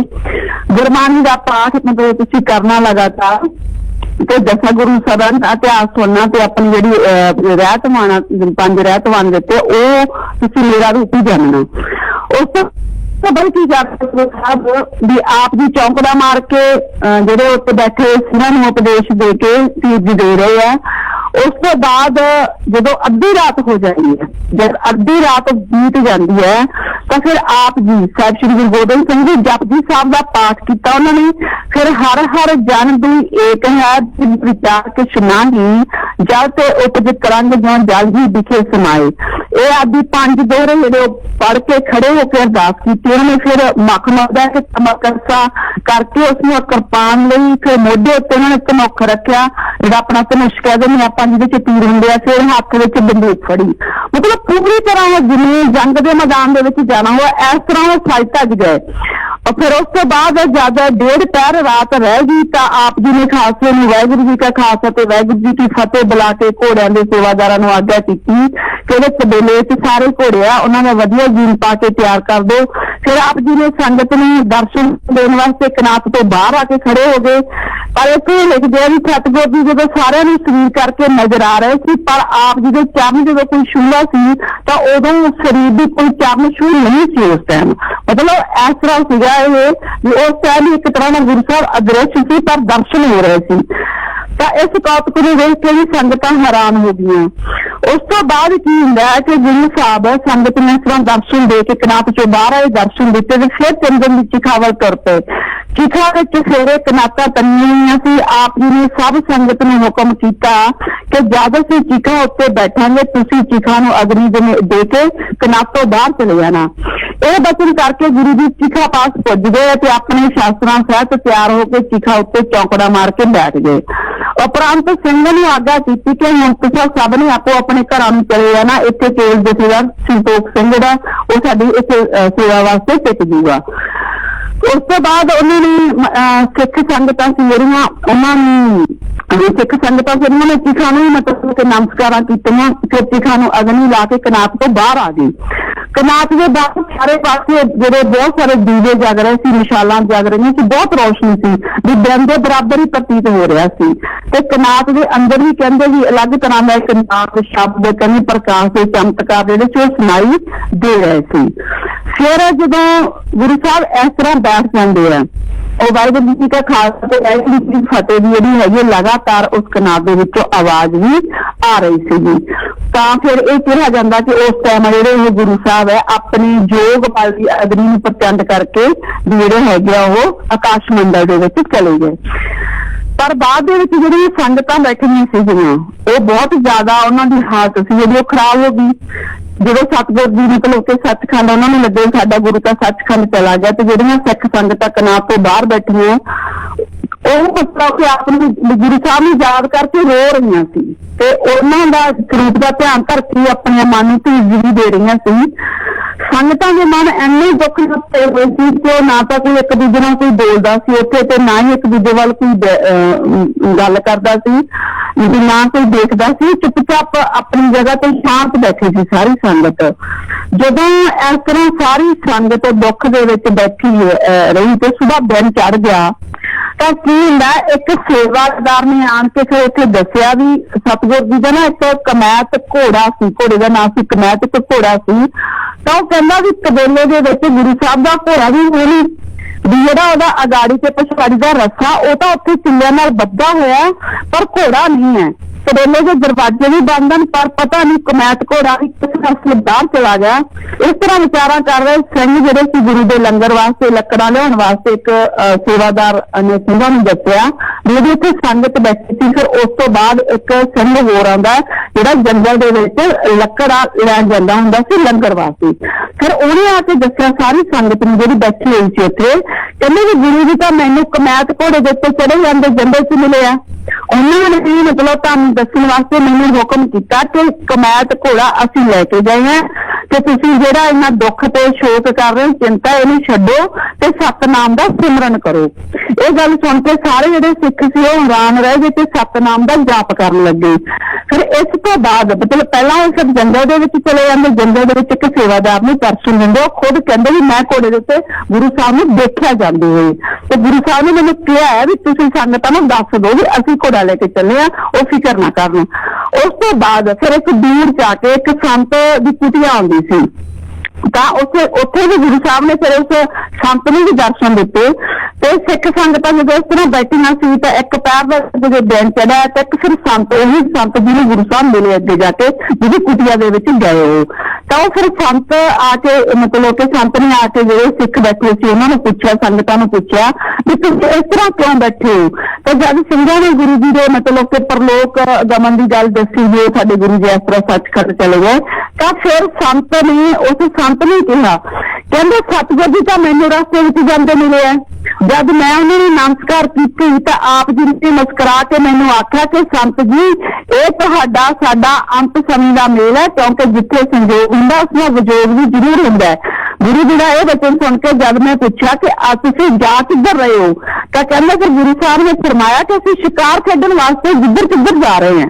ਮਤਲਬ ਉਸ ਸੰਤ ਦੀ ਚਿਖਾ ਤੋਂ ਬਾਅਦ ਗੁਰੂ ਜੀ ਇੱਕ ਪਹਿਲਾਂ ਆਪਣੇ ਸੇਵਾਦਾਰ ਨੂੰ ਜੰਗਲ ਚ ਮਿਲਦੇ ਆ, ਉਸ ਤੋਂ ਬਾਅਦ ਅੱਗੇ ਇੱਕ ਸੰਤ ਦੀ ਕੁਟੀਆ ਵਿੱਚ ਸੰਤ ਨੂੰ ਮਿਲਦੇ ਆ।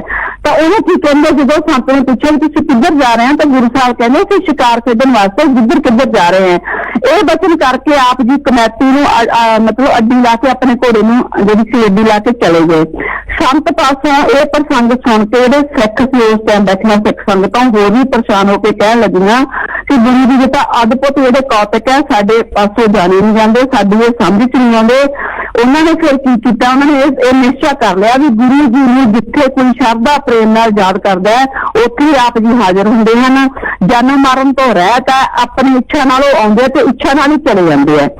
ਇਸ ਤਰ੍ਹਾਂ ਸੋਚਾਂ ਤੇ ਵਿਚਾਰਾਂ ਵਿੱਚ ਸਿੰਘਾਂ ਨੇ ਉਹ ਦਿਨ ਤੇ ਰਾਤ ਜਿਹੜਾ ਸੀਗਾ ਉਹ ਬੀਤ ਕਰ ਲਿਆ। ਦੂਜੇ ਦਿਨ ਜਦੋਂ ਕਨਾਤਾਂ ਖੋਲੀਆਂ ਉਹਨਾਂ ਨੇ, ਜਿੱਥੇ ਅੰਗੂਠਾ ਲੱਗਿਆ ਹੋਇਆ ਸੀ ਚੰਦਨ ਦੀ ਚਿਖਾ ਵਾਲਾ, ਫਿਰ ਉਹਨਾਂ ਨੇ ਅੰਗੂਠਾ ਮਤਲਬ ਕਨਾਤਾਂ ਖੋਲ ਕੇ ਜਦੋਂ ਉਹ ਜਿਹੜੀ ਅੰਗੂਠੇ ਦੀ ਸੋਹਾ ਸੀ, ਕਿਉਂਕਿ ਸਾਰੀਆਂ ਲੱਕੜਾਂ ਮੱਚ ਚੁੱਕੀਆਂ ਸੀ, ਤਾਂ ਜਿਹੜੀ ਉਹ ਚਿਖਾ ਦੀ ਜਿਹੜੀ ਪਾਸੀ ਦੀ ਸੋਹਾ ਸੀ ਉਹ ਇਕੱਠੀ ਕਰਕੇ ਜਦੋਂ ਉਹਨਾਂ ਨੇ ਦੇਖੀ ਤਾਂ ਨਾ ਤਾਂ ਉੱਥੇ ਕੋਈ ਵੀ ਮਤਲਬ ਕਿ ਗੁਰੂ ਸਾਹਿਬ ਦਾ ਸ਼ਸਤਰ ਨਿਕਲਿਆ ਉਹਦੇ ਚੋਂ, ਤੇ ਜਿਹੜਾ ਉਹ ਪਹਿਨ ਕੇ ਗਏ ਸੀ ਚਿਖਾ ਤੇ ਬੈਠੇ ਸੀ, ਮਤਲਬ ਉਹਨਾਂ ਕੋਲ ਬੰਦੂਕ ਵੀ ਉਹਨਾਂ ਨੇ ਪਹਿਨੀ ਸੀ, ਉਹਨਾਂ ਨੇ ਧਨੁਸ਼ ਕਰਕੇ ਸਾਰਾ ਕੁਛ ਪਹਿਨਿਆ ਸੀ, ਤਾਂ ਉਹ ਤਲਵਾਰ ਵੀ ਉਹਨਾਂ ਦੇ ਹੱਥ 'ਚ ਸੀ। ਉਹਨਾਂ ਨੇ ਤਲਵਾਰਾਂ ਜਿਹੜੀਆਂ ਕਮਰ ਕੱਸੇ ਦੇ ਵਿੱਚ ਲਈਆਂ ਹੋਈਆਂ ਸੀ, ਤਾਂ ਉਹਨਾਂ ਦੇ ਵਿੱਚੋਂ ਕੋਈ ਵੀ ਚੀਜ਼ ਨਹੀਂ ਨਿਕਲੀ।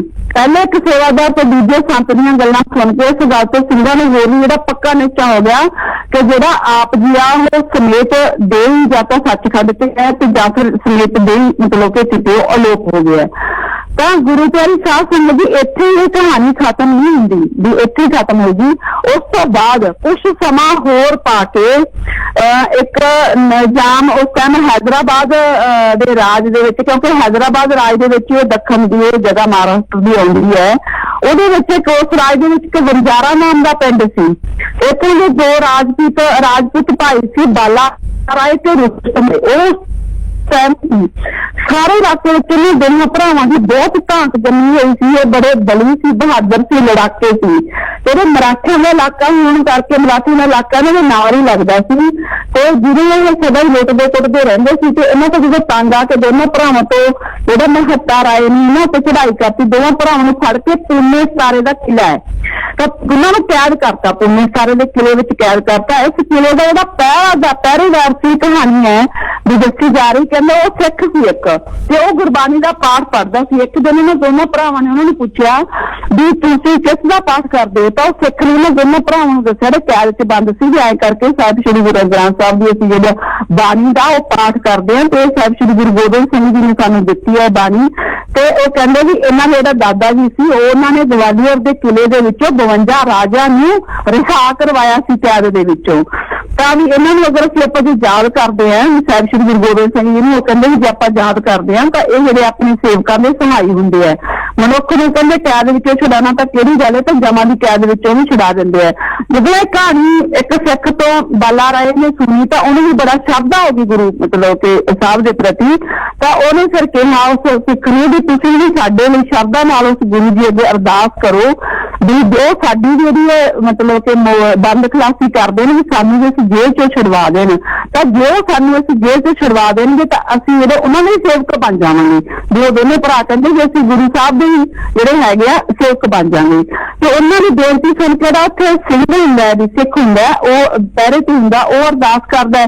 ਜਦੋਂ ਮਤਲਬ ਕਿ ਉਹ ਅਰਦਾਸ ਕਰਦੇ ਆ ਤੇ ਉਹ ਜਿਹੜਾ ਬਾਲਾ ਰਾਏ ਹੁੰਦਾ ਉਹ ਵੀ ਮਤਲਬ ਕਿ ਨਾਮ ਸਿਮਰਨ ਦੇ ਵਿੱਚ ਸਤਨਾਮ ਦਾ ਸਿਮਰਨ ਕਰਦਾ, ਉਹ ਵੀ ਮਤਲਬ ਕਿ ਬੈਠ ਕੇ ਇਹ ਸਿਮਰਨ ਕਰਦਾ ਤੇ ਉਹਦੀ ਵੀ ਵਿਅਕਤੀ ਜੁੜ ਜਾਂਦੀ ਹੈ। ਫਿਰ ਅਗਲੇ ਦਿਨ ਕੀ ਹੁੰਦਾ, ਅਗਲੀ ਰਾਤ ਕੀ ਹੁੰਦਾ, ਅੱਧੀ ਰਾਤ ਨੂੰ ਜਦੋਂ ਬਾਲਾ ਜੀ ਮਤਲਬ ਕਿ ਰੁਸਤਮ ਰਾਏ ਦੋਨੇ ਭਰਾ ਉਹ ਬਾਲਾ ਜੀ ਬੈਠ ਕੇ ਸਤਨਾਮ ਦਾ ਸਿਮਰਨ ਕਰ ਰਿਹਾ ਹੁੰਦਾ ਤਾਂ ਉਹਨਾਂ ਨੂੰ ਘੋੜੇ ਦੇ ਪੈਰਾਂ ਦੀ ਆਵਾਜ਼ ਸੁਣਾਈ ਦਿੰਦੀ ਹੈ।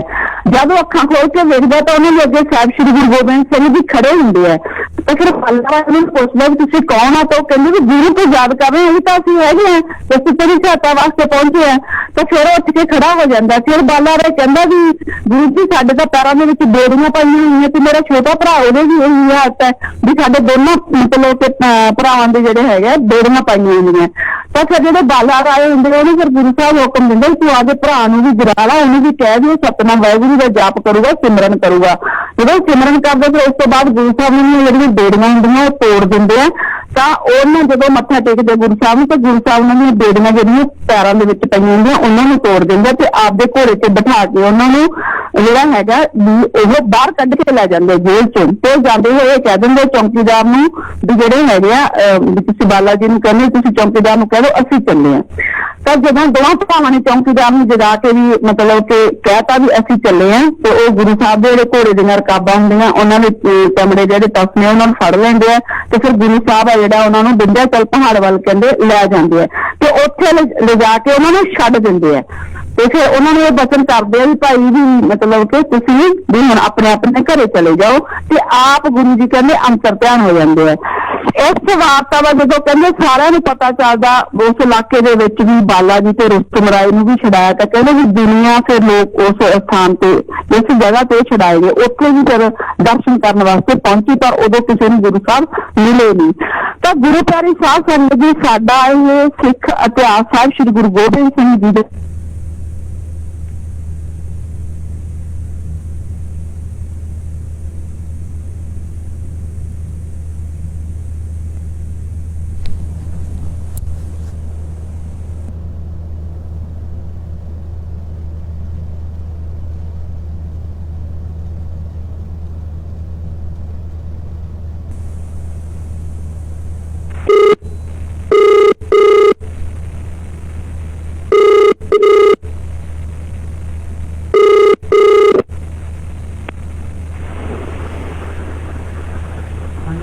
ਹਾਂਜੀ ਧੰਨ ਸਤਿਗੁਰੂ ਜੀ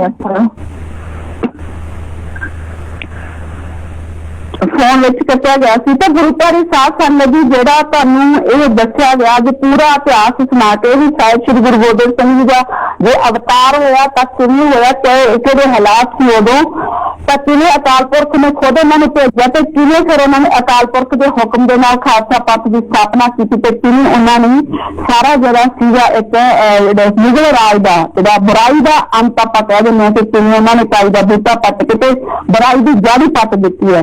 ਤੇ ਜੇ ਤੁਸੀਂ ਲਾਈਨ ਹੱਥ ਫਿਲਮ ਤੇ ਸਿੰਧ ਦਾ ਨਾਂ ਪਾਕ ਫਿਲਮ ਨੂੰ ਦੇਖੋਗੇ ਤਾਂ ਯਕੀਨ ਮੰਨੋ ਤੁਹਾਨੂੰ ਗੁਰੂ ਪਿਤਾ ਜੀ ਦਾ ਆਉਣ ਵਾਲਾ ਮਿਸ਼ਨ ਸਾਰਾ ਸਮਝ ਲੱਗ ਜਾਊਗਾ ਕਿ ਗੁਰੂ ਪਿਤਾ ਜੀ ਆਉਣ ਵਾਲੇ ਸਮੇਂ ਦੇ ਵਿੱਚ ਕਿਸ ਤਰ੍ਹਾਂ ਕੰਮ ਕਰਨਗੇ, ਕਿਸ ਤਰ੍ਹਾਂ ਅੱਜ ਪਹਿਲਾਂ ਉਹਨਾਂ ਨੇ ਕੰਮ ਕੀਤੇ ਆ।